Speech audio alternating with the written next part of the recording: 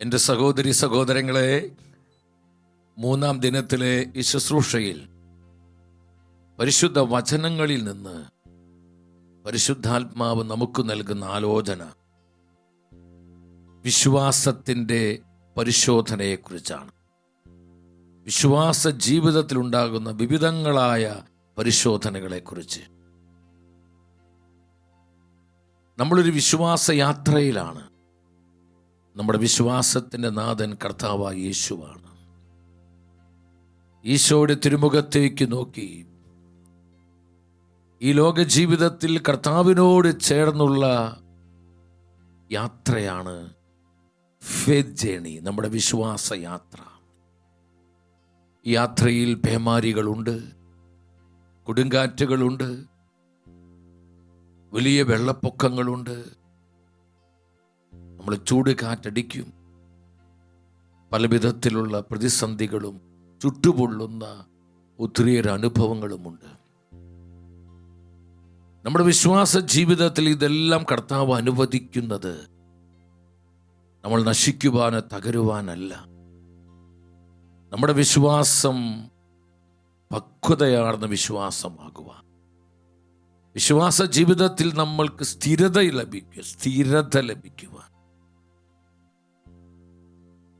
നമ്മൾ കൂടുതൽ ശക്തരും കൃപയുള്ളവരുമാകുവാൻ കർത്താവ് നൽകുന്ന സ്നേഹത്തിൻ്റെ സമ്മാനങ്ങളാണ് വിശ്വാസ ജീവിതത്തിലുണ്ടാകുന്ന വിവിധങ്ങളായ പരീക്ഷണങ്ങൾ, പരിശോധനകൾ. ഹെബ്രായ പുസ്തകം 12-ാം അധ്യായം 2-ാം വചനത്തിൽ പരിശുദ്ധ വചനം പറയുന്നു, നമ്മുടെ വിശ്വാസത്തിൻ്റെ നാഥനും അതിനെ പൂർണ്ണതയിലെത്തിക്കുന്നവനുമായ യേശുവിനെ മുന്നിൽ കണ്ടുകൊണ്ട് വേണം നാം ഈ വിശ്വാസ യാത്ര ഓടുവാനായിട്ട്. വചനം എത്ര ശക്തമാണ് നമ്മോട് പറയുന്നത്. എൻ്റെ സഹോദരങ്ങളെ, നമ്മുടെ വിശ്വാസത്തിൻ്റെ നാഥൻ കർത്താവായ യേശുവാണ്. ഈ വിശ്വാസ യാത്രയിൽ ഈശോയുടെ തിരുമുഖത്ത് കണ്ണുറപ്പിച്ചു വേണം ഈ യാത്ര നമ്മൾ മുന്നോട്ട് കൊണ്ടുപോകുവാൻ. നേരത്തെ സൂചിപ്പിച്ചതുപോലെ യാത്രയിൽ കൊടുങ്കാറ്റുകൾ ഉണ്ടാകും, പേമാരികൾ ഉണ്ടാകും, വെള്ളപ്പൊക്കങ്ങൾ ഉണ്ടാകും, ചുട്ടുപൊള്ളുന്ന ഒത്തിരിയേറെ അനുഭവങ്ങൾ ഉണ്ടാകും. ഈ മരുഭൂ യാത്രയിൽ ഇതെല്ലാം ഉണ്ടെന്ന് പരിശുദ്ധാത്മാവ് നമ്മെ അറിയിക്കുകയാണ്. ഇതൊന്നുമില്ലാത്ത ജീവിതമല്ല നമ്മുടെ വിശ്വാസ ജീവിതം. ചിലർ ചിന്തിക്കുന്നത് പോലെ ഇതൊരു ഈസി ഗോയിങ് അല്ല സഹോദരങ്ങൾ, ഈസി ഗോയിങ് അല്ല. നല്ല തണുപ്പുള്ള സമയത്ത് നല്ല ചൂട് കാപ്പി ലഭിക്കും, നമുക്കുണ്ടാക്കുന്നൊരു സുഖമുണ്ട്. അതുപോലത്തെ ഒരു സുഖകരമായ അനുഭവമല്ല ഈ ഫെയ്ത്ത് ജേണി എന്ന് പറയുന്നത്. എന്നാൽ നമ്മൾ അസ്വസ്ഥരാകേണ്ട. നമ്മളെ വിളിച്ച കർത്താവ് നമ്മുടെ ഒപ്പമുണ്ട്. അവനോട് ചേർന്നുകൊണ്ടാണ് ഈ യാത്ര നമ്മൾ ചെയ്യുന്നത്. സങ്കീർത്തന പുസ്തകത്തിൽ പൂർവ്വ ജോസഫിനെ കുറിച്ചുള്ള ഒരു പ്രവചന വചനമാണ് ആത്മാവ് രേഖപ്പെടുത്തിയിരിക്കുകയാണ്. 105-ാം സങ്കീർത്തനം, അവിടെ 15-ാമത്തെ വചനമാണ്. 105-ാം സങ്കീർത്തനത്തിൽ എന്താ വചനം പറയുന്നത്? അവൻ പ്രവചിച്ചത് സംഭവിക്കുവോളം കർത്താവിൻ്റെ വചനം അവനെ പരീക്ഷിച്ചു. കർത്താവിൻ്റെ വചനം അവനെ പരീക്ഷിച്ചു. പൂർവ്വ ജോസഫിന്റെ ജീവിതത്തിൽ ദൈവ നിശ്ചയങ്ങൾ നിറവേറുന്നതുവരെ, അവനെക്കുറിച്ചുള്ള ദൈവ പദ്ധതികൾ സംഭവിച്ച് അത് പൂർത്തിയാകുന്നതുവരെ അവൻ പരീക്ഷണങ്ങളിലൂടെ, പരിശോധനകളിലൂടെ കടന്നു പോവുകയാണ്. എന്നെ ഒരുപാട് സ്വാധീനിച്ചൊരു ദൈവ മനുഷ്യനാണ് പൂർവ്വ ജോസഫ്. സ്വന്തം കുടുംബത്താൽ അദ്ദേഹം ഉപേക്ഷിക്കപ്പെട്ടു, സ്വന്തം സഹോദരങ്ങളാൽ അദ്ദേഹം ഉപേക്ഷിക്കപ്പെട്ടു. വെറും 20 വെള്ളിക്കാശിന് വേണ്ടി ഈജിപ്തിലേക്ക് പോകുന്ന മിദിയാൻ കച്ചവടക്കാർക്ക് തങ്ങളുടെ സ്വന്തം കൂടപ്പിറപ്പ് സഹോദരനായ ജോസഫിനെ അവർ വിറ്റുകളഞ്ഞു. ഈജിപ്തിലെ അടിമച്ചന്തയിൽ അവൻ അടിമയായി വിൽക്കപ്പെടുകയാണ്. പോത്തിഫർ എന്ന ആ വലിയ ഉദ്യോഗസ്ഥന്റെ ഭവനത്തിൽ അവൻ അടിമച്ചെറുക്കനായി അടിമവേല ചെയ്യുന്നു. ഈ സമയത്ത് ചെയ്യാത്ത കുറ്റത്തിന് താൻ ജയിലിലടയ്ക്കപ്പെടുന്നു. തൻ്റെ നിരപരാധിത്വം പറയാൻ ആരുമില്ലാത്തൊരവസ്ഥ. സ്നേഹിക്കാനും നല്ല വാക്ക് പറയാനും ഒരു ആശ്വാസം നൽകുവാനും ആരുമില്ലാതെ കഠിനമായ വേദനയുടെയും കൊടിയ സഹനത്തിൻ്റെ ആ തീച്ചൂളയിലൂടെ ജോസഫ് കടന്നു പോകുമ്പോഴും എന്നെ അത്ഭുതപ്പെടുത്തിയൊരു കാര്യം, അവൻ തൻ്റെ കർത്താവിനോട് വിശ്വസ്തനായിരുന്നു. യെസ്, പരിശുദ്ധ വചനം പറയുന്നു, ദൈവനിശ്ചയങ്ങൾ തന്നിൽ നിറവേറപ്പെടുന്നതുവരെ അവൻ പരീക്ഷണങ്ങളിലൂടെ കടന്നുപോയി. അവസാനം നമുക്കറിയാം, താൻ ഏത് രാജ്യത്തിൻ്റെ അടിമയായി ജീവിച്ചുവോ ആ രാജ്യത്തിൻ്റെ പ്രധാനമന്ത്രിയായി അവൻ്റെ ദൈവം അവനെ ഉയർത്തി. അവൻ ഉയർത്തപ്പെടുകയാണ്. നമ്മുടെ വിശ്വാസം വിവിധങ്ങളായ പരിശോധനകളിലൂടെ കടന്നു പോകുമ്പോൾ അതിൻ്റെ നടുവിൽ നമ്മൾ വിശ്വസ്തരായാൽ, നിങ്ങൾ ശ്രദ്ധിച്ചു കേൾക്കണമേ, നമ്മൾ വിശ്വസ്തരായാൽ നമുക്ക് വലിയ പ്രതിഫലമുണ്ട് സഹോദരങ്ങൾ. ആ പരീക്ഷണങ്ങളെയെല്ലാം നമ്മൾ അതിജീവിച്ച് കഴിയുമ്പോൾ വലിയൊരു മഹത്വം നമുക്ക് വേണ്ടി കർത്താവ് ഒരുക്കിയിട്ടുണ്ട്. വലിയൊരു പ്രതിഫലത്തിൻ്റെ ശുശ്രൂഷ നമുക്കായി പരിശുദ്ധാത്മാവ് കരുതി വെച്ചിട്ടുണ്ട്. ജോസഫിന്റെ ജീവിതം നമ്മൾ പഠിപ്പിക്കുന്ന സത്യം അതാണ്. അവൻ പരീക്ഷണങ്ങളിലൂടെ കടന്നുപോയി. അപ്പോൾ എൻ്റെ സഹോദരങ്ങളെ, പരീക്ഷണങ്ങൾ ഉണ്ടാകുമോ? നമ്മുടെ വിശ്വാസ ജീവിതത്തിൽ പരീക്ഷണങ്ങൾ ഉണ്ടാകുമോ? നമ്മുടെ വിശ്വാസ ജീവിതത്തിൽ വിവിധങ്ങളായ പരിശോധനകളിലൂടെ നമ്മൾ കടന്നു പോകേണ്ടി വരുമോ? നമ്മൾ പ്രാർത്ഥിച്ചാലും ഉപവസിച്ചാലും ഈ പരീക്ഷണങ്ങളൊന്നും മാറിപ്പോവില്ല സഹോദരങ്ങളെ. പലർക്കും തെറ്റിദ്ധാരണയാണ്, പ്രാർത്ഥിച്ചാൽ എല്ലാ പ്രശ്നങ്ങൾക്കും ഉത്തരം കിട്ടുമെന്ന്. പ്രാർത്ഥിക്കുമ്പോൾ ദൈവപ്രവൃത്തി വെളിപ്പെടും, ഒരു സംശയവുമില്ല. പക്ഷേ പ്രതിസന്ധികളും പരീക്ഷണങ്ങളെല്ലാം അപ്പോഴും നമ്മുടെ ജീവിതത്തിലുണ്ടാകും. നമ്മുടെ അവസാന ശ്വാസം വരെ ഈ ലോകത്തിൽ നമ്മുടെ വിശ്വാസ യാത്രയിൽ പരീക്ഷണങ്ങളും പരിശോധനകളും ഉണ്ടാകും. പേമാരികളും കൊടുങ്കാറ്റുകളും വെള്ളപ്പൊക്കങ്ങളും ഒക്കെ ഉണ്ടാകും. ഇതൊന്നുമില്ലാത്ത ജീവിതമല്ല നമ്മുടെ വിശ്വാസ ജീവിതമെന്ന് എൻ്റെ പ്രിയപ്പെട്ടവരെ നല്ലതുപോലെ ശ്രദ്ധിച്ച് നല്ലതുപോലെ മനസ്സിലാക്കണം. ദൈവത്തിൻ്റെ വചനം ശക്തമായി പഠിപ്പിക്കുകയാണ്. യാക്കോബ് ശ്രീതി ലേഖനം 1-ാം അധ്യായം 2-ാമത്തെ വചനം ഉച്ചത്തിലെ വചനം വായിച്ച്, എൻ്റെ സഹോദരരെ, വിവിധ പരീക്ഷകളിൽ അകപ്പെടുമ്പോൾ നിങ്ങൾ സന്തോഷിക്കുവിൻ. ഈ വചനം എന്താ നമ്മോട് പറഞ്ഞു തരുന്നത്? വിവിധ പരീക്ഷകളിൽ നിങ്ങൾ അകപ്പെടുമ്പോൾ എല്ലാവരും ഉച്ചത്തിൽ പറഞ്ഞേ, അകപ്പെടുകയാണെങ്കിൽ എന്നല്ല പറയുന്നത്. അവിടെ ഒരു ഓപ്ഷനും ഇല്ല സഹോദരൻ. നിശ്ചയം 100% അകപ്പെടും എന്ന് തന്നെയാണ് ആത്മാവ് പറയുന്നത്.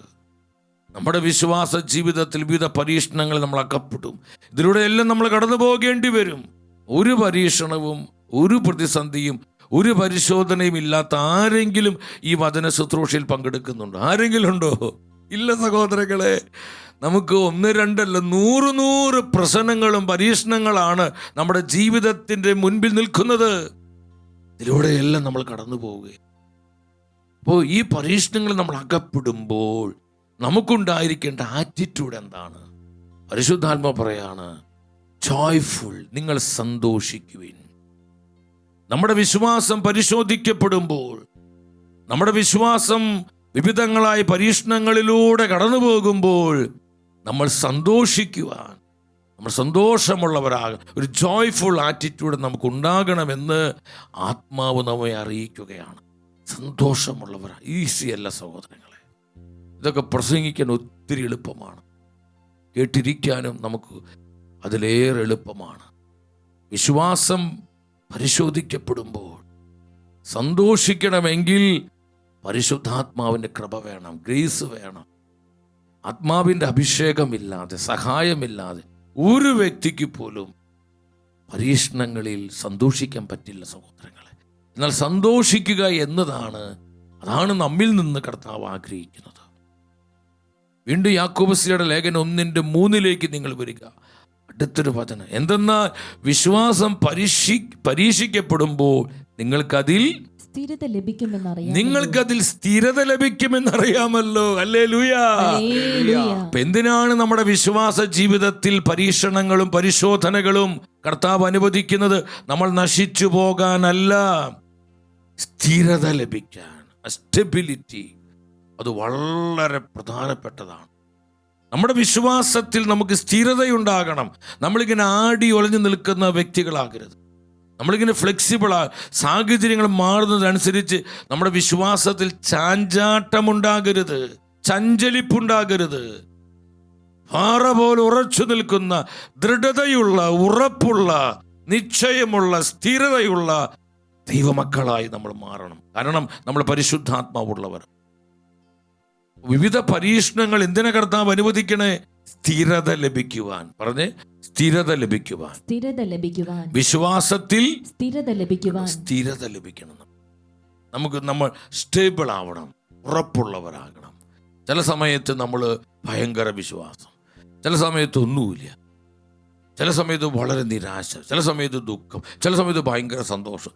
ഇങ്ങനെ ഒരു എന്നാ പറയുക, സ്ഥിരതയില്ലാത്ത അല്ലെങ്കിൽ കൃത്യമായിട്ടുള്ള ഒരു വിശ്വാസത്തിൻ്റെ നിറവില്ലാത്ത വ്യക്തിത്വങ്ങളായി നമ്മൾ മാറരുതെന്ന് കർത്താവിന് നിർബന്ധമുണ്ട്.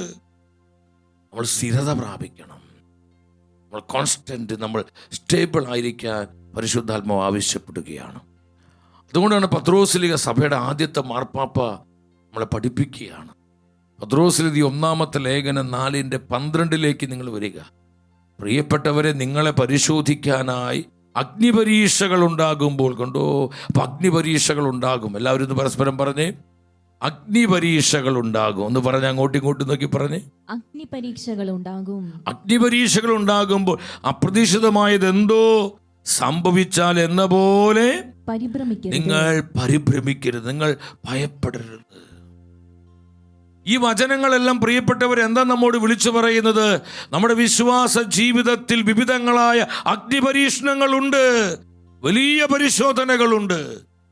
ഈ പരിശോധനകളിലൂടെ നമ്മൾ കടന്നു പോകുമ്പോൾ, ഓ ദൈവമേ, വൈ ലോർഡ്, വൈ മീ എന്ന് പറഞ്ഞ് പെട്ടെന്ന് സംഭവിച്ചെന്ന പോലെ നമ്മൾ ഭയപ്പെടരുത്, അസ്വസ്ഥരാകരുതെന്ന് പരിശുദ്ധാത്മാവ് നമ്മെ അറിയിക്കുകയാണ്. സഹോദരങ്ങളെ, ഇതെല്ലാമുള്ള ജീവിതമാണ് വിശ്വാസ ജീവിതം. പലപ്പോഴും നമുക്ക് ഈ തിരിച്ചറിവില്ലാത്തത് കൊണ്ടാണ് നമ്മൾ അസ്വസ്ഥരും പിറുപിറുക്കുന്നവരും കുറ്റപ്പെടുത്തുന്നവരും ഇങ്ങനെ പ്രാപിയും ശപിച്ചും നമ്മൾ നരകിച്ച് ചിലരില്ലേ നരകതുല്യമായി ജീവിക്കുന്ന മനുഷ്യർ. ഒരു സന്തോഷം അവർക്കില്ല, പ്രത്യാശയില്ല, എപ്പോഴും നിരാശ, പറയുന്നത് മുഴുവൻ നെഗറ്റീവ്, കുറ്റപ്പെടുത്തുന്ന വാക്കുകൾ, മുറിപ്പെടുത്തുന്ന വാക്കുകൾ, അങ്ങനെയുള്ള ഒരുപാട് ജീവിതങ്ങൾ.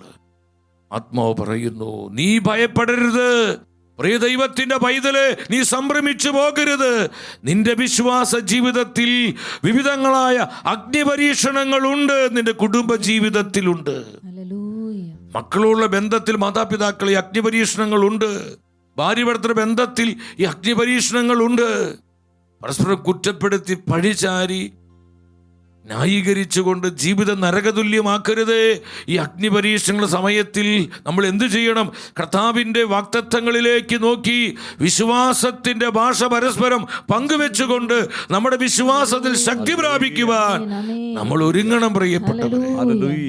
അല്ലാതെ പഴി പറഞ്ഞും കുറ്റം പറഞ്ഞും ശപിച്ചും പ്രാപിയും നമ്മുടെ ജീവിതത്തെ നശിപ്പിച്ച് കളയരുത്. പിശാചിന്റെ ലക്ഷ്യം എന്താ? നമ്മുടെ വിശ്വാസത്തെ നശിപ്പിക്കുക, ഇല്ലാതാക്കുക എന്നുള്ളതാണ്. നമ്മുടെ ജീവിതം തന്നെ ഇല്ലാതാക്കി കളയുക. എത്ര പേരാണ് നിരാശിതരായ ആത്മഹത്യയിലേക്കും മറ്റു പല വഴികളിലേക്കും പോകുന്നത്? നമ്മൾ ശ്രദ്ധിക്കണം എൻ്റെ പ്രിയപ്പെട്ട.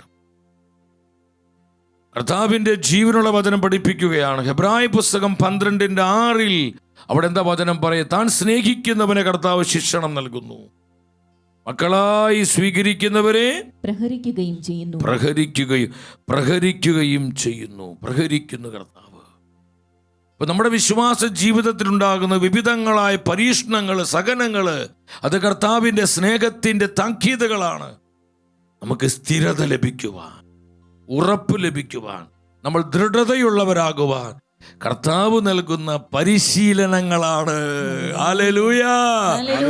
ഓരോ സഹനങ്ങളും തകർച്ചകളും ദുരിതങ്ങളും സങ്കടങ്ങളും നൊമ്പരങ്ങളും നമ്മൾ നശിക്കാനോ ഇല്ലാതാകാനല്ല.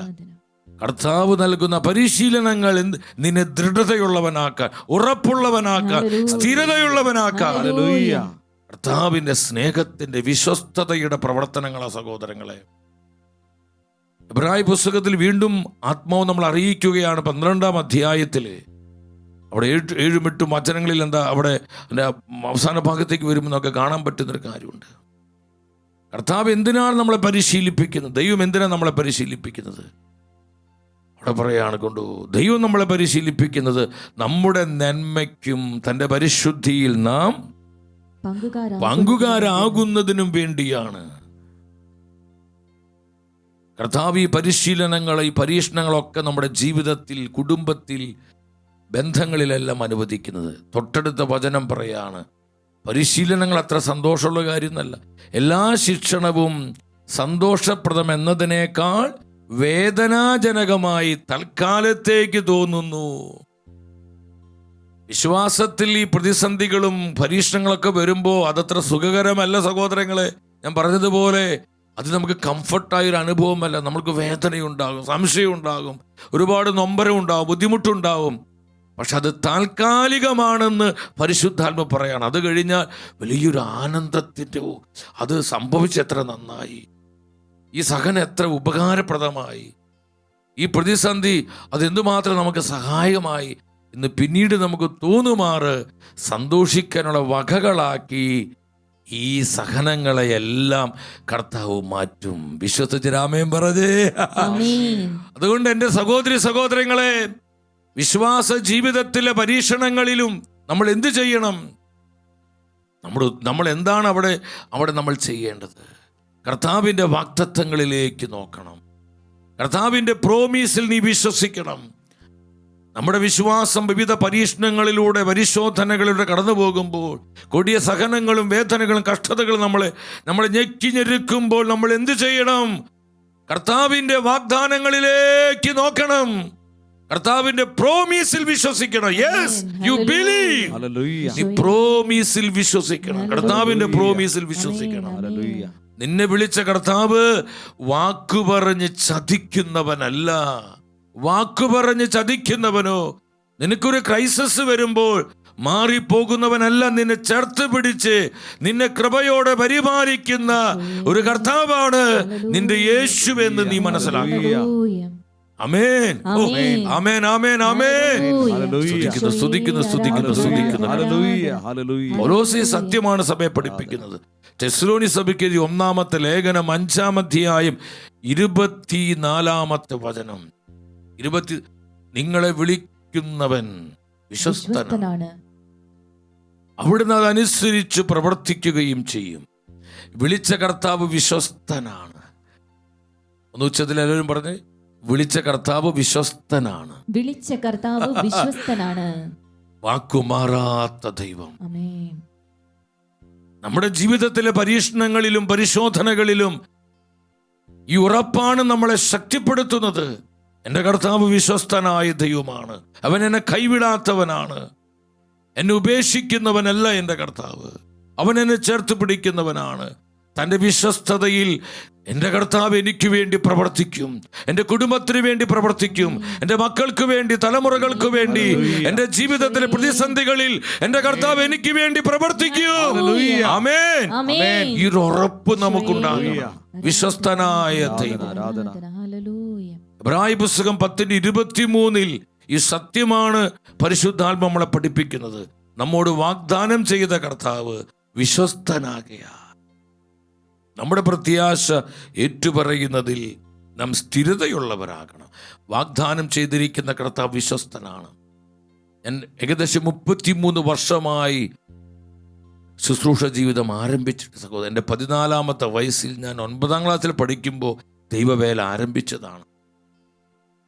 ഒരു സത്യം എനിക്ക് മനസ്സിലായതൊരു കാര്യം ഇതാണ്: നമ്മുടെ കർത്താവിൻ്റെ വിശ്വസ്തത എത്ര ശക്തമാണ് സഹോദരങ്ങളെ. ഒരുപാട് പ്രതിസന്ധികളിലൂടെ, കണ്ണുനീരുകളിലൂടെ, കഠിനമായ പരീക്ഷണങ്ങളിലൂടെ കടന്നു പോകേണ്ട ഒത്തിരി അനുഭവങ്ങൾ ഉണ്ടായിട്ട് ഇപ്പോഴും വലിയ പരീക്ഷണങ്ങൾ ഈ സമയങ്ങളിലുണ്ട്. ഈ വചനം നിങ്ങളുമായി പങ്കുവെക്കുമ്പോഴും വിവിധ പരിശോധനകളിലൂടെ തന്നെയാണ് കടന്നു പോകുന്നത്. ഇതൊന്നില്ലാത്തൊരു ജീവിതമല്ല നമ്മുടെ ജീവിതം. ഈ സമയങ്ങളിലെല്ലാം പലപ്പോഴും എന്നെ ബലപ്പെടുത്തുന്നത് കർത്താവിൻ്റെ വാഗ്ദത്തങ്ങളാണ്, പ്രോമിസുകളാണ്. പ്രോമിസിൽ വിശ്വസിക്കാൻ പറ്റണം. പ്രോമിസിൽ വിശ്വസിക്കാൻ പറ്റണം. കർത്താവിന്റെ വാഗ്ദാനങ്ങൾ വിശ്വസിക്കുന്ന ഒരു ദൈവ പൈതലാണ് നീ എങ്കിൽ നിന്റെ ജീവിതത്തെ പരിശുദ്ധാത്മാവ് അനുഗ്രഹിച്ചുയർത്തും. ഹല്ലേലൂയ. നിന്റെ ജീവിതത്തെ ആത്മാവ് അഭിഷേകം ചെയ്യും. ഹല്ലേലൂയ. ഒരു ശക്തിക്ക് ഇതിനെ തകർക്കാൻ പറ്റില്ല. നിരാശപ്പെടുത്തി നിന്നെ വിഷാദിയാക്കി മാറ്റാൻ ഈ ലോകത്തിൽ ഒന്നിനും സാധിക്കില്ല. ഒന്നിനും സാധിക്കില്ല. ഹല്ലേലൂയ. കാരണം നീ വാഗ്ദാനങ്ങളിൽ വിശ്വസിക്കുന്ന ഒരു ദൈവ പൈതലാണ്. പലപ്പോഴും എൻ്റെ ശുശ്രൂഷ ജീവിതത്തിൽ എന്നെ ഒരുപാട് സ്വാധീനിച്ചൊരു വചനമുണ്ട്. ദൈവമായ കർത്താവ് ജോഷ് പ്രവാചകനോട് പറയുന്നൊരു പ്രോമിസാണ്, വാഗ്ദത്തമാണ്. നിയമാവർത്തന പുസ്തകം 31:8 31:8. നമ്മുടെ കുടുംബ ജീവിതത്തിലും വ്യക്തി ജീവിതത്തിലും നമ്മുടെ തൊഴിൽ മേഖലകളിലൊക്കെ ഈ വചനത്തിന് സ്ഥാനമുണ്ട്. കർത്താവാണ് നിന്റെ മുൻപിൽ പോകുന്നത്, അവിടുന്ന് നിന്നോട് കൂടെയുണ്ടായിരിക്കും. നിന്റെ ദൈവം നിന്നെ ഭഗ്നാശനാക്കുകയോ പരിത്യജിക്കുകയില്ല, ഭയപ്പെടുകയോ സംഭ്രമിക്കുകയോ വേണ്ട. ആമേൻ. ആമേൻ. കർത്താവാണ് നിന്റെ മുൻപിൽ പോകുന്നത്, ഹല്ലേലൂയ. അവിടുന്ന് നിന്നോട് കൂടെ ഉണ്ടായിരിക്കും. ആമേൻ. നിന്റെ കുടുംബത്തോടു കൂടെ, നിന്റെ മക്കള്, നിന്റെ സഹോദരി സഹോദരങ്ങള്, നിന്റെ ബന്ധങ്ങളോട് കൂടെ. ഞാനുണ്ട് മകൻ. I am with you, I am with you. ഈ പരീക്ഷണങ്ങളിൽ നീ ഒറ്റയ്ക്കല്ല, ഞാനാണ് നിന്റെ കരം പിടിച്ചിരിക്കുന്നത്. ആമേൻ. വാഗ്ദത്തം ചെയ്തവൻ വാക്കുമാറുമോ? വാഗ്ദത്തം ചെയ്തവൻ വാക്കുമാറുമോ? ഇല്ല, ഇല്ല, ഒരിക്കലുമില്ല. ഇല്ല, ഇല്ല, ഒരിക്കലുമില്ല. അവൻ വാക്കുമാറുകില്ല, അവൻ വാക്കുമാറുകില്ല. എൻ്റെ യേശു വാക്കുമാറുകില്ല. വാഗ്ദാനങ്ങളിൽ വിശ്വസ്തനായ ദൈവം, ആമേൻ. അവനത്രേ നമ്മുടെ കർത്താവ്. ഹല്ലേലൂയ. ഒരു നാളും ഞാൻ നിന്നെ ഉപേക്ഷിക്കില്ല. നീ നിരാശപ്പെടുവാൻ, നീ ഭഗ്നാശനാകുവാൻ ഞാൻ നിന്നെ അനുവദിക്കുകയില്ല. ഞാൻ നിന്റെ കൂടെ ഉണ്ടായിരിക്കും. ഞാനാണ് നിന്റെ മുൻപേ പോകുന്നത്. എൻ്റെ സഹോദരങ്ങളെ, എന്ത് കൊടുങ്കാറ്റടിക്കട്ടെ, എത്ര വലിയ പേമാരിയും പെയ്തിറങ്ങട്ടെ, എത്ര കഠോരമായ വെള്ളപ്പൊക്കം നമ്മളെ മൂടിക്കളയുമാറുള്ള വെള്ളപ്പൊക്കങ്ങൾ ഉയരട്ടെ, കർത്താവാണ് നിന്റെ മുൻപിൽ പോകുന്നത്. അവനാണ് നിന്റെ കരം പിടിച്ചിരിക്കുന്നത്. ഹല്ലേലൂയ. നീ വീഴുവാൻ, നീ നിരാശപ്പെടുവാൻ, നിന്റെ കാലിടറിപ്പോകുവാൻ നിന്റെ കർത്താവ് അനുവദിക്കുകയില്ല. എത്ര പേർക്ക് ഈ പ്രോമിസ് വിശ്വസിക്കാൻ പറ്റുന്നുണ്ട്? അവർ ഉച്ചത്തിൽ സ്വരമുയർത്തി ആമേൻ പറഞ്ഞേ. Hallelujah, hallelujah, hallelujah. സ്തുതിക്കുന്നു, സ്തുതിക്കുന്നു കർത്താവേ, സ്തുതിക്കുന്നു, സ്തുതിക്കുന്നു, സ്തുതിക്കുന്നു. ആമേൻ, ആമേൻ. ഇത് തന്നെയാണ് ഹെബ്രായ പുസ്തകം 13:5 നമ്മൾ കാണുന്നത്. ദ ബുക്ക് ഓഫ് ഹീബ്രു 13:5 ആത്മാവ് പറയുന്നു, ഞാൻ നിന്നെ ഒരു വിധത്തിലും അവഗണിക്കുകയോ ഉപേക്ഷിക്കുകയില്ല എന്ന് അവിടുന്ന് പറഞ്ഞിട്ടുണ്ടല്ലോ. അവിടുന്ന് പറഞ്ഞിട്ടുണ്ടല്ലോ. ഞാൻ നിന്നെ ഒരു നാളും അവഗണിക്കുകയോ ഉപേക്ഷിക്കുകയില്ല. ഇതൊരു വഴിപോക്കന്റെ വാക്കുകളല്ല, ഇതൊരു രാഷ്ട്രീയക്കാരന്റെ വാക്കുകളല്ല, ഈ ലോകത്തിലെ ഏതെങ്കിലും ഒരു മാനുഷിക വ്യക്തിയുടെ വാക്കുകളല്ല. സർവശക്തനും സർവാധിപനും നിത്യനുമായ കർത്താവിന്റെ ജീവനുള്ള വചനമാണിത്. ഞാൻ നിന്നെ ഒരു നാളും ഉപേക്ഷിക്കുകയോ അവഗണിക്കുകയില്ല. ഞാൻ നിന്നെ അവഗണിക്കില്ല, ഞാൻ നിന്നെ തള്ളിക്കളയില്ല. എന്തൊരാശ്വാസം! എന്ത് പരീക്ഷണങ്ങളും പ്രതിസന്ധികളും നമ്മളെ മൂടിക്കളയുമാറ് സഹനത്തിന്റെ പ്രളയം വന്നാലും ഈ പ്രോമിസിൽ നിങ്ങൾ വിശ്വസിക്കണം. എന്നെ ബലപ്പെടുത്തുന്ന ഈ വാഗ്ദത്തമാണ്. പലപ്പോഴും കഷ്ടതയുടെ സഹനത്തിൻ്റെ തീച്ചൂളയിൽ നിന്ന് ശുശ്രൂഷകൾ ചെയ്യുമ്പോൾ പലപ്പോഴും എന്നെ ശക്തിപ്പെടുത്തുന്നത് കർത്താവിന്റെ ജീവനുള്ള വാഗ്ദത്തങ്ങളാണ്, ഈ പ്രോമിസുകളാണ്. യെസ്, ഞാനത് വിശ്വസിക്കുന്നു. എന്റെ കർത്താവ് വിശ്വസ്തനാണ്, വാഗ്ദാനങ്ങൾ വിശ്വസ്തനാണ്. എൻ്റെ പ്രിയപ്പെട്ടവർ, ഈ ഉറപ്പുള്ളത് കൊണ്ടാണ് സാധു കൊച്ചു കുഞ്ഞു ഉപദേശി തൻ്റെ പ്രിയപ്പെട്ട മകൻ സാമുവേൽ കുഞ്ഞ് മരണപ്പെട്ടു പോയപ്പോൾ താൻ തൻ്റെ ഭവനത്തിലേക്ക് വന്നപ്പോൾ തൻ്റെ വീട്ടുമുറ്റത്ത് ഏതാനും പേര് കൂടി നിൽക്കുന്നു. അദ്ദേഹത്തിന് മനസ്സിലായി, തൻ്റെ പൊന്നോമന പൈതൽ സാമുവേൽ മരണപ്പെട്ടിരിക്കുന്നു. തൻ്റെ പ്രിയ കുഞ്ഞിനെ തൻ്റെ തോളിലെടുത്ത് താൻ പ്രാർത്ഥിക്കുന്ന കൊച്ചുമുറിയിലേക്ക് ചെന്ന് തന്നെ വിളിച്ച് നിയോഗിച്ച കർത്താവിൻ്റെ തിരുമുഖത്തേക്ക് നോക്കി ആത്മനിറവോടെ ആ ഭക്തൻ പാടി, ദോഷമായിട്ടൊന്നും എന്നോ എൻ്റെ യേശു ചെയ്യുകയില്ല, എന്നെ അവൻ അടിച്ചാലും അവൻ എന്നെ സ്നേഹിക്കുന്നു. നമുക്കൊന്നിച്ച് കൃപയോടെ പാടാം. ദോഷമായിട്ടൊന്നും എന്നോ എന്റെ താതൻ വിശ്വാസം വർദ്ധിപ്പിക്കണമേ, വിശ്വാസം വർദ്ധിപ്പിക്കണമേ, വിശ്വാസത്തിൽ സ്ഥിരത നൽകണം, പക്വത നൽകണമേ. അവൻ എന്നെ സ്നേഹിക്കുന്നു, എന്നെ അവൻ അടിച്ചാലും എൻ്റെ യേശു സ്നേഹിക്കുന്നു, എൻ്റെ യേശു.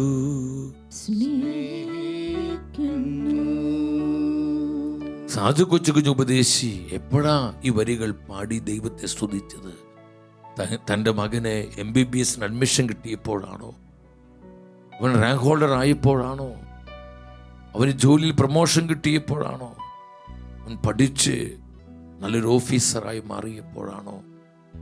അല്ല സഹോദരങ്ങളെ, തൻ്റെ പ്രിയപ്പെട്ട പൈതല് മരണപ്പെട്ട് ഈ ലോകം വിട്ട് നിത്യതയിലേക്ക് ആ മകൻ പോയി.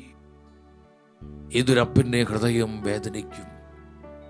ആ കഠിനമായ തീവ്ര ദുഃഖത്തിൻ്റെ സമയത്താണ് ആ ദൈവമനുഷ്യൻ ആത്മനിറവോടെ തന്റെ വിശ്വാസം പ്രഖ്യാപിച്ചത്, എന്റെ കർത്താവ് എനിക്ക് ദോഷമായി ഒന്നും ചെയ്യില്ല, എല്ലാം നന്മയ്ക്കാക്കുന്ന എന്റെ കർത്താവിന്റെ വിശ്വസ്തത, എന്റെ കർത്താവിന്റെ സ്നേഹം. എത്ര ഉറപ്പുള്ള വിശ്വാസമാണ്! ഈ ഒരു ഫെയ്ത്തിലേക്കാണ് പരിശുദ്ധാത്മാവ് നിന്നെയും എന്നെയും വിളിക്കുന്നത്. സഹോദരങ്ങളെ, ഈ സത്യം നമ്മൾ മനസ്സിലാക്കണം. പറഞ്ഞതുപോലെ എന്തിനാ നമ്മുടെ വിശ്വാസം വിവിധ പരീക്ഷണങ്ങളിലൂടെ കടന്നു പോകാൻ കർത്താവ് അനുവദിക്കുന്നത്?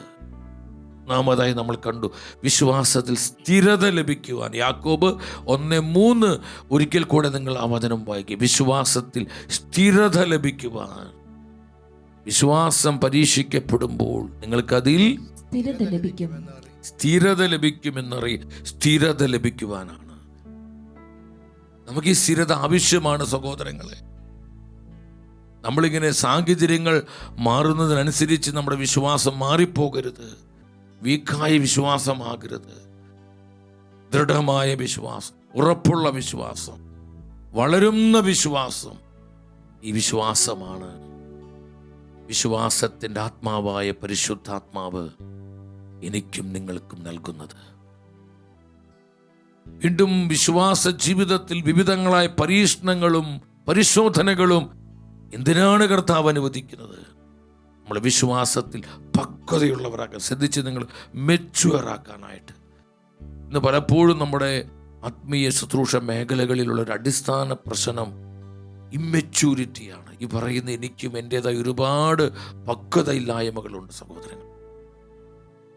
കർത്താവിൻ്റെ കൂടെ നമ്മൾ ജീവിക്കാൻ തുടങ്ങിയിട്ട് വർഷങ്ങളായിട്ടുണ്ടെങ്കിൽ ഇപ്പോഴും ഒരു LKG-കാരൻ്റെ പക്വതയെ നമുക്കുള്ളൂ. നിസാര കാര്യങ്ങളെ പ്രതി നമ്മൾ മുറിയപ്പെടുന്നു, നമ്മൾ വാശി പിടിക്കുന്നു, നമ്മൾ അസ്വസ്ഥരാകുന്നു, നമ്മൾ ചീത്ത വിളിക്കുന്നു, അല്ലെങ്കിൽ നമ്മൾ വിഷമിച്ചിരിക്കുന്നു. ചെറിയ കുട്ടികൾ നമ്മൾ കണ്ടിട്ടില്ലേ? അവർ കൊച്ചു നിസാര കാര്യങ്ങളെ പ്രതി എന്നെ നുള്ളി, എന്നെ പിച്ചി, അല്ലെങ്കിൽ എനിക്കത് തന്നില്ല എന്നൊക്കെ പറഞ്ഞ് അവർ കരയും, അല്ലെങ്കിൽ അവർ കൂട്ടുവെട്ടുന്നു, അല്ലെങ്കിൽ അവർ കുറച്ച് നേരം അവർ വിഷമിച്ചിരിക്കുന്നു. പലപ്പോഴും നമ്മുടെ വിശ്വാസ ജീവിതത്തിൽ ഈ ഒരു അവസ്ഥ പലപ്പോഴും നമ്മുടെ ജീവിതത്തിലുണ്ട് സഹോദരങ്ങൾ. പക്വതയില്ലാതെ പ്രവർത്തിക്കുക. പ്രാർത്ഥിച്ചിട്ട് നമുക്ക് ഉത്തരം കിട്ടിയില്ല, ഉടനെ നമ്മൾ അസ്വസ്ഥരായി. നമ്മുടെ കുടുംബ ജീവിതത്തിൽ ഭാര്യ-ഭർത്തൃ ബന്ധത്തിൽ ചില അസ്വസ്ഥതകൾ വരുമ്പോൾ നമ്മൾ ഉടനെ നമ്മൾ ആകെ വെപ്രാളോ മാത്രമല്ല, നമ്മളാകെ അപ്സെറ്റ് ആവുകയാണ്. ഇതെന്തൊരു ജീവിതം, ഇതെന്തൊരു നരകതുല, ഇതെന്തൊരു ഭർത്താവ്, ഇതെന്തൊരു ഭാര്യ, ഇതെന്തൊരു കുടുംബം. നമ്മളാകെ പ്രയാസപ്പെട്ട് നമ്മൾ വിലപിക്കുന്നവരും പരാതിക്കാരുമായും. എന്താ കാരണം? നമുക്ക് ആ മെച്യൂരിറ്റി ഇല്ല സഹോദരങ്ങളെ.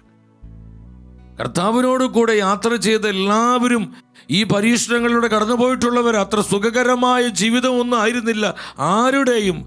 അബ്രഹാമിനെ നോക്ക്, നോഹയെ നോക്ക്, ഇസഹാക്കിനെ നോക്ക്, പൂർവ്വ യാക്കോബിനെ, ജോസഫിനെ, നമ്മുടെ പ്രവാചകന്മാരെ നിങ്ങൾ എടുത്ത് പഠിക്കും. പരിശുദ്ധ അമ്മ, ശൗസേ പിതാവ്, വിശുദ്ധരെ, ഇവരൊക്കെ കടന്നുപോയ വഴികള്. സങ്കീർത്തകനായ ദാവീദ്, മോശ പ്രവാചകൻ, ഏലിയാവ്, 100 അല്ല 1000കണക്കിന് ജീവിതങ്ങളെ നമുക്ക് കാണാൻ പറ്റും. ഇവരെല്ലാം കഠോരമായ പരീക്ഷണങ്ങളിലൂടെ കടന്നുപോയിട്ടുള്ളവരെ സഹോദരങ്ങളെ. പലപ്പോഴും ചില ഡിപ്രഷനൊക്കെ അവർക്ക് വന്നിട്ടുണ്ട്. ഏലിയ പ്രവാചകൻ തൻ്റെ വിശ്വാസ ജീവിതത്തിൽ പരീക്ഷണങ്ങൾ ഉണ്ടായപ്പോൾ താൻ ആത്മഹത്യ ചെയ്യാൻ ഡിപ്രഷൻ ബാധിച്ച് നിരാശപ്പെട്ട് പ്രവാചകൻ പ്രാർത്ഥിക്കുന്നുണ്ട്, എനിക്ക് ജീവിച്ചത് മതി, എൻ്റെ ജീവിതം മതി, എൻ്റെ പിതാക്കന്മാരെയൊക്കെ ഞാൻ മെച്ചമുള്ളവനല്ല, ഐ എം നോട്ട് വർത്തി. കണ്ടൊരു കുറ്റബോധം, ഒരു ഗിൽറ്റി ഫീലിംഗ് അവന് ഉണ്ടാകുന്നു. അവനോട് തന്നെ ഒരു അവജ്ഞ, ഒരു ഇൻഫീരിറ്റി കോംപ്ലക്സ് അവനിൽ രൂപപ്പെടുന്നു. പ്രവാചകൻ പ്രാർത്ഥിക്കുന്നത് എനിക്ക് മരിച്ചാൽ മതിയെന്ന്, എനിക്കിനി ജീവിതം വേണ്ട, മടുത്തു. അത് നിരാശയുടെ വാക്കുകളെ സഹോദരങ്ങളെ. അപ്പൊ അവരാരും ഇതിലൂടെ കടന്നു പോകാത്തവരല്ല. നമ്മളെക്കാൾ എത്രയും അധികമായി ഈ പരിശോധനകളും പരീക്ഷണങ്ങൾ അവർ നേരിടേണ്ടി വന്നു. എന്നാൽ കർത്താവിനെ ആശ്രയിച്ചുകൊണ്ട്, കർത്താവിന്റെ വാഗ്ദത്തങ്ങൾ വിശ്വാസം അർപ്പിച്ചുകൊണ്ട് ഈ പരീക്ഷണങ്ങളെയെല്ലാം അവർ കൃപയോടെ അതിജീവിച്ചു. ഈ ഒരു അതിജീവനമാണ് പരിശുദ്ധാത്മാവ് നമ്മോട് ആവശ്യപ്പെടുന്നത്. കരം പിടിച്ച് കർത്താവിനെ സ്തുതിച്ചേ. Hallelujah, hallelujah, mighty lord. വിശ്വാസം വർദ്ധിപ്പിക്കണമേ, വിശ്വാസം വർദ്ധിപ്പിക്കണമേ, വിശ്വാസം വർദ്ധിപ്പിക്കണമേ, വിശ്വാസം വർദ്ധിപ്പിക്കണമേ. ഹോളി സ്പിരിറ്റ് സ്തുതിക്കുന്നു, സ്തുതിക്കുന്നു, സ്തുതിക്കുന്നു, സ്തുതിക്കുന്നു, സ്തുതിക്കുന്നു. Hallelujah, hallelujah, hallelujah. ഞങ്ങളുടെ മക്കളുടെ വിശ്വാസം വർദ്ധിക്കണം, ഞങ്ങളുടെ തലമുറയുടെ വിശ്വാസം വർദ്ധിപ്പിക്കണമേ. ഭാര്യ ഭർത്താക്കന്മാർ വിശ്വാസത്തിൽ വളരട്ടെ, കുടുംബങ്ങൾ വിശ്വാസത്തിൽ വളരട്ടെ, കൂട്ടായ്മകൾ, സമൂഹങ്ങൾ വിശ്വാസത്തിൽ വളരട്ടെ. വിശ്വാസം വർദ്ധിക്കട്ടെ, വർദ്ധിക്കട്ടെ, വർദ്ധിക്കട്ടെ.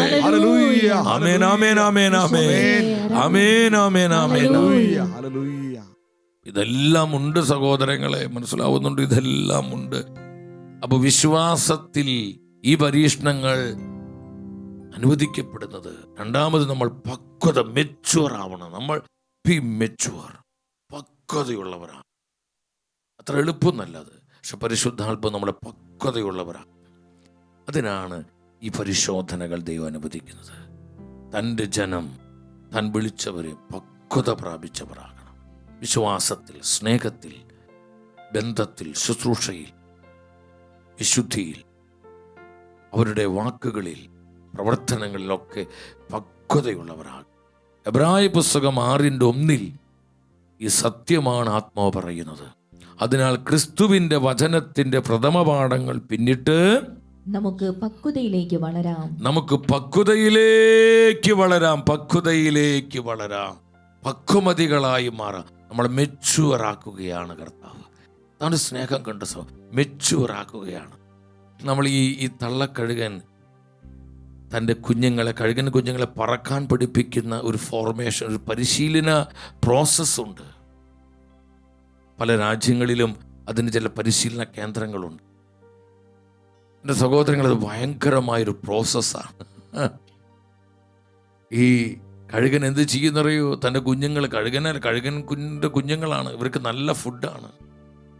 ഈ ഫുഡ് അടിച്ച് ഇവരിങ്ങനെ ആ കൂട്ടിലിങ്ങനെ ഇരിക്കുകയാണ്. ഇവർക്ക് പറക്കണമെന്നോ അല്ലെങ്കിൽ ഇതുപോലെ തൻ്റെ അമ്മ കഴുകനെ പോലെ, അപ്പൻ കഴുകനെ പോലെ ആകാശത്തിൻ്റെ വിശാലതയിൽ ചിറകടിച്ച് പറന്നുയരണമെന്നോ ഒന്നും ഒരു ആഗ്രഹമില്ല. ഇവരിങ്ങനെ ഭക്ഷണം കഴുകി കിടന്നുറങ്ങുക. അപ്പോൾ ഈ തള്ളക്കഴുകൻ എന്ത് ചെയ്യുന്നറിയോ? ആ കഴുകൻ കുഞ്ഞുങ്ങൾ തൻ്റെ കൂടങ്ങ് ചലിപ്പിക്കുക, തൻ്റെ ശക്തമായ ചിറകുകൾ അടിച്ച് ആ കൂടങ്ങ് ചലിപ്പിക്കുമ്പോൾ ഈ സോഫ്റ്റ് ആയിട്ടുള്ള വസ്തുക്കളൊക്കെ പറന്നു പോവും. പിന്നെ ഈ മുള്ളും അതുപോലെ നല്ല നല്ല ഷാർപ്പായിട്ടുള്ള വടികൾ, കമ്പ്, ഇതൊക്കെ വെച്ചാണ് കൂട് കൂട്ടുന്നത്. അതെല്ലാം ഈ കഴുകൻ കുഞ്ഞുങ്ങളുടെ ദേഹത്ത് കുത്തി കയറാൻ തുടങ്ങും.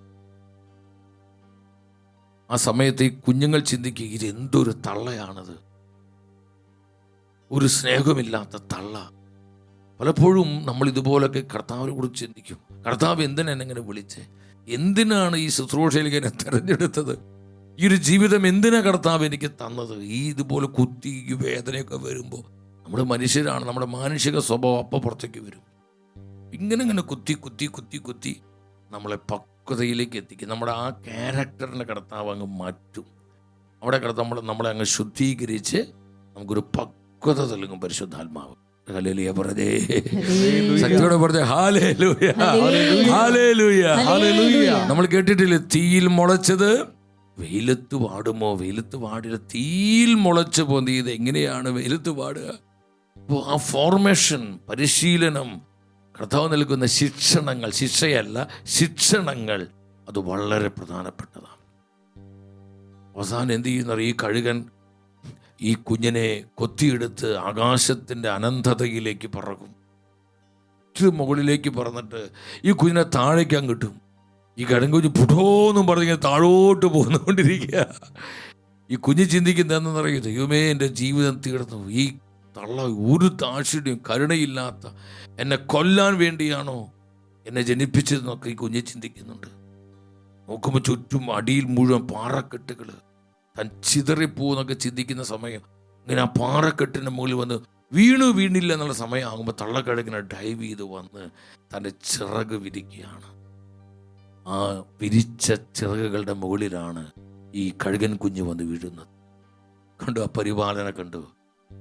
നമ്മൾ പാടുന്നില്ലേ, കഴുകൻ തൻ കുഞ്ഞിനെ കാക്കും പോലെ കോഴിതൻ കുഞ്ഞിനെ നോക്കും പോലെ ആ ചിറകടിയിൽ ആ മാറിടത്തിൽ ആ ചിറകടിയിൽ ആ മാറിടത്തിൽ അവൻ എന്നെ സൂക്ഷിക്കുന്നു.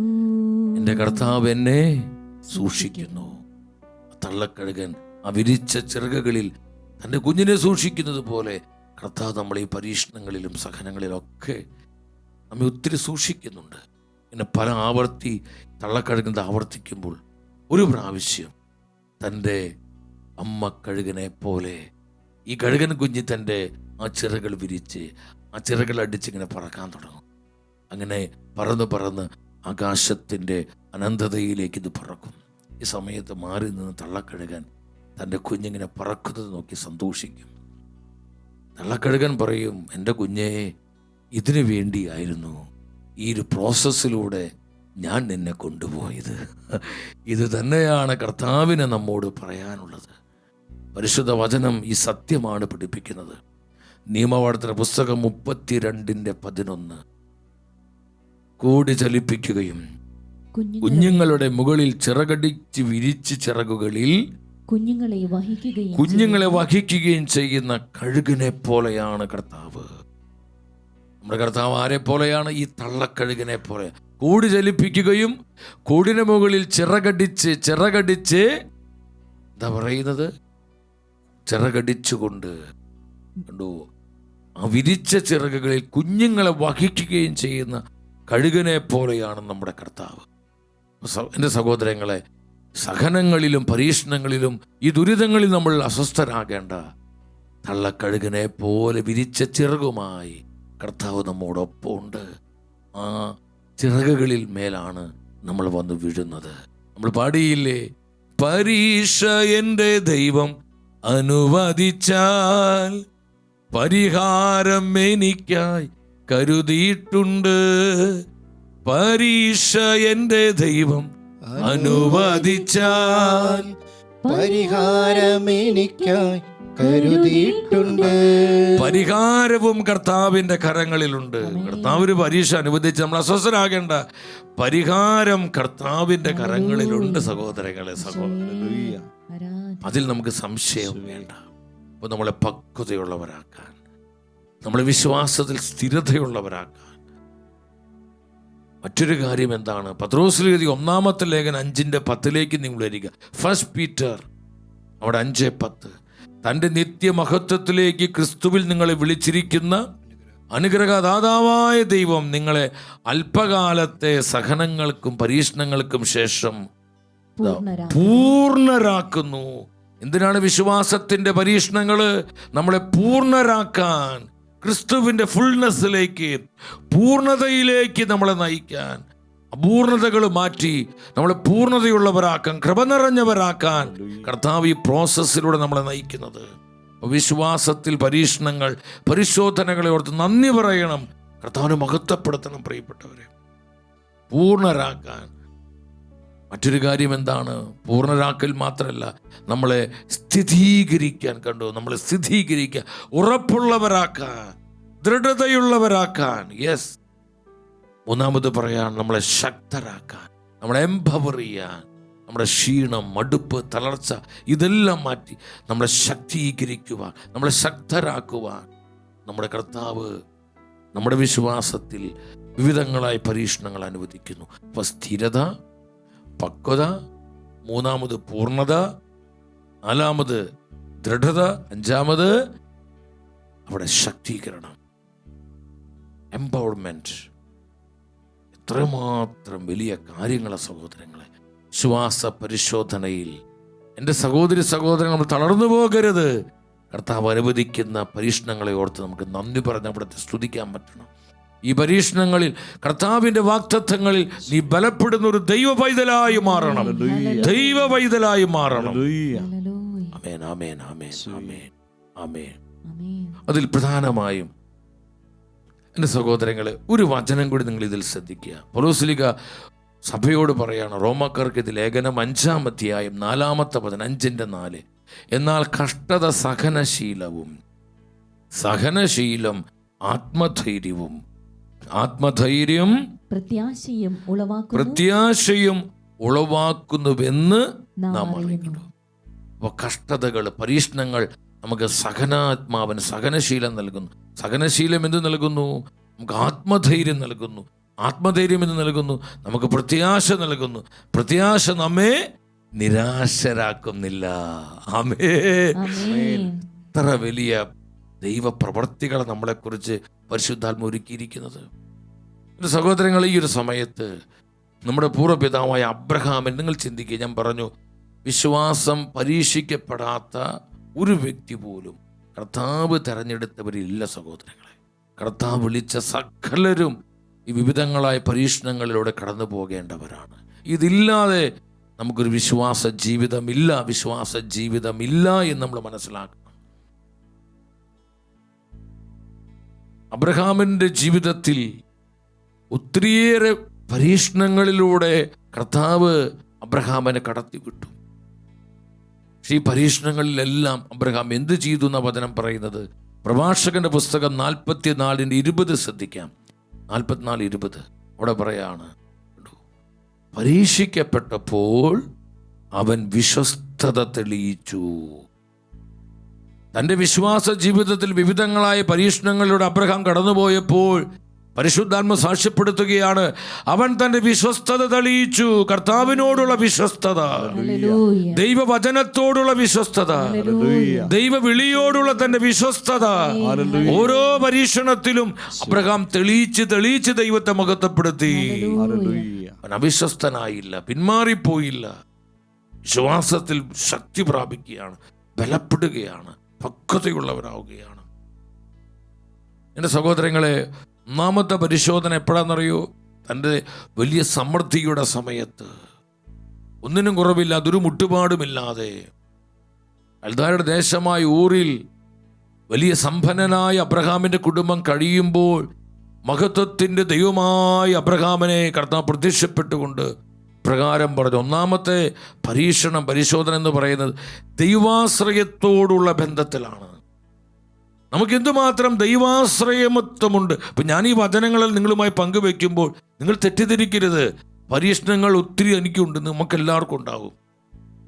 ഇപ്പം എൻ്റെ ജീവിതത്തിൽ എനിക്ക് എന്തുമാത്രം ദൈവാശ്രയത്വമുണ്ട്, ദൈവമായ കർത്താവിൽ ഞാൻ എന്തുമാത്രം ശരണപ്പെടുന്നുണ്ട് എന്ന് എന്നെ തന്നെ അറിയിക്കുവാൻ വേണ്ടി ദൈവാശ്രയത്തോടുള്ള ബന്ധത്തിൽ പല പരീക്ഷണങ്ങളും പരിശുദ്ധാത്മാവ് അനുവദിക്കും. അപ്പോൾ ഈ പറയുന്ന ഈ വിശ്വാസ തീക്ഷ്ണത ആ സമയത്തുണ്ടോ എന്ന് ആത്മാവൻ എന്നെ തന്നെ ബോധ്യപ്പെടുത്തും. നമ്മൾ വളരേണ്ടത് ദൈവാശ്രയത്വത്തിലാണ്.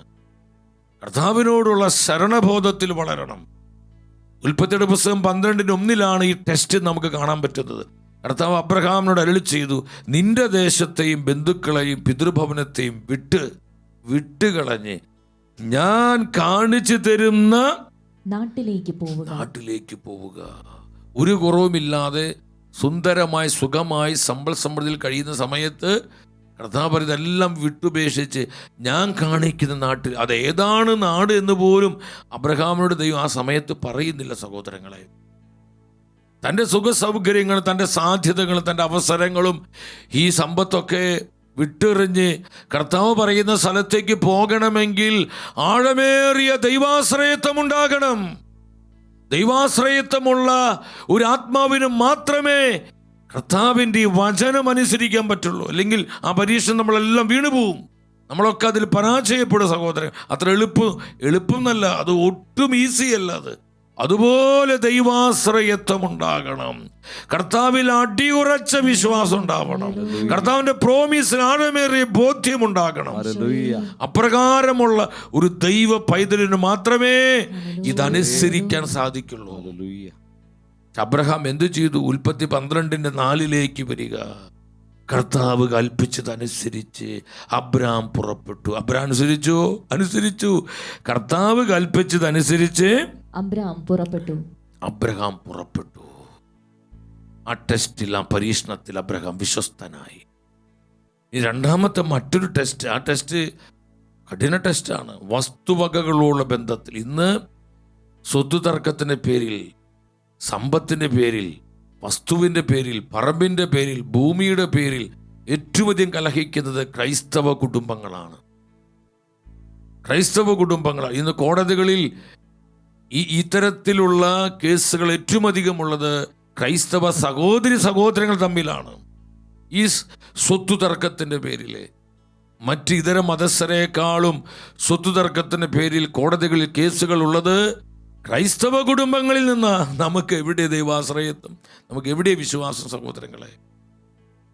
വസ്തുവകകളുള്ള ബന്ധത്തിൽ ദൈവം അബ്രഹാമിനെ പരിശോധിച്ചു. നിസാര പരിശോധനയല്ല.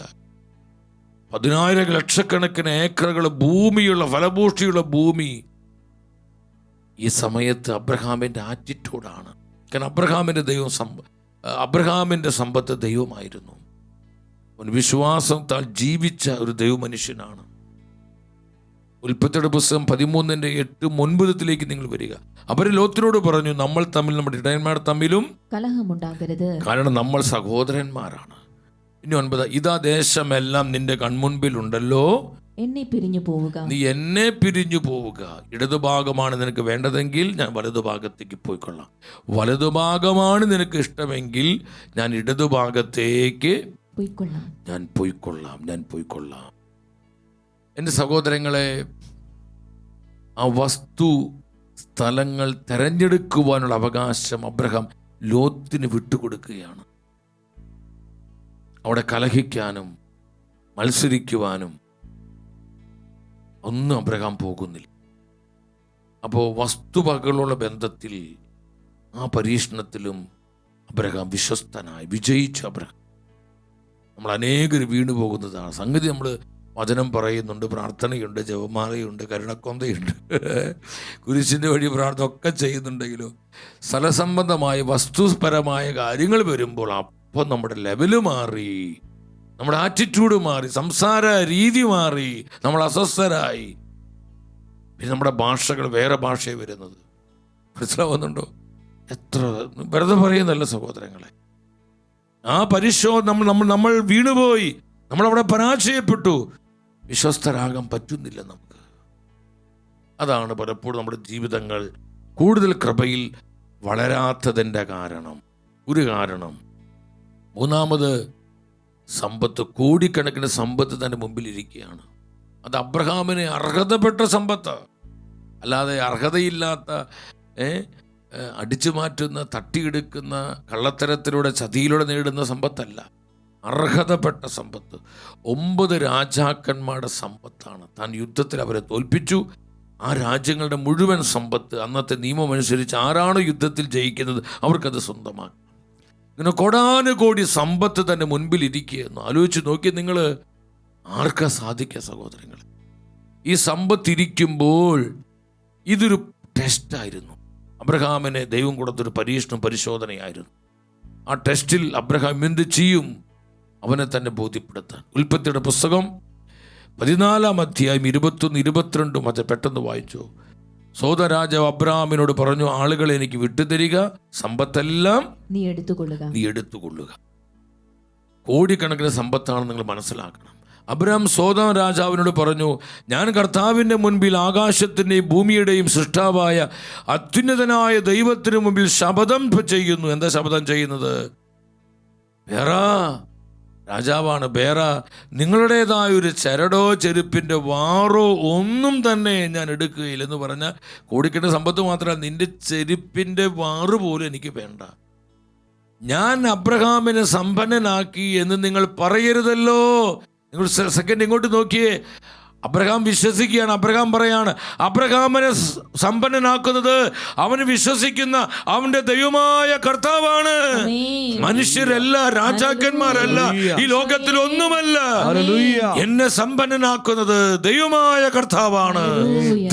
ദൈവത്തെ മഹത്വപ്പെടുത്തുകയാണ്. ഇതാ കോടിക്കണക്കിന് സമ്പത്ത് മുമ്പിൽ ഇരിക്കുമ്പോഴേ ഇതിനെ പൊട്ടൻ എന്ന് വിളിക്കും. ലോകം പറയും ഇതുപോലൊരു പൊട്ടൻ വേറെയുണ്ടോ, ഇതുപോലൊരു മരമണ്ടൂസ്.